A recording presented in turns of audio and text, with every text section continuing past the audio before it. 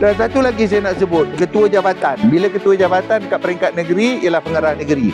Kalau dekat peringkat daerah, ketua daerah. Tanggungjawab dia, kalau tengok anak buah yang grade bawahan menyenggara taraf kehidupan melebihi emolumen, kita kena bagi surat dekat dia secara bertulis, suruh dia jawab macam mana dia boleh pakai kereta yang mahal-mahal.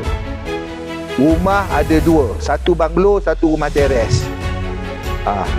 Lepas tu pakai pula motor besar tu. Motor apa saya pun tak tahu nak panggil. Tak.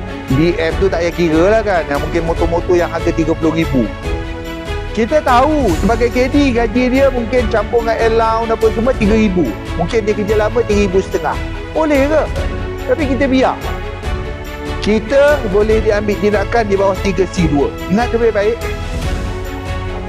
Dan kita sepatutnya kena bagi surat dekat dia. Dan itu bukti bahawa kita jalankan tugas kita, bukan setakat cakap mulut. Bila nampak melampau sangat kan, lain macam ni. Kita buat tak tahu je rezeki dia, Tuhan bagi kat dia rezeki.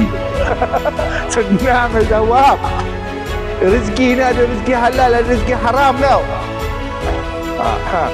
Betul saya cakap. Berarti kalau kita laksanakan tugas kita ni betul-betul, memang ruang dan peluang tu sempit untuk dia orang.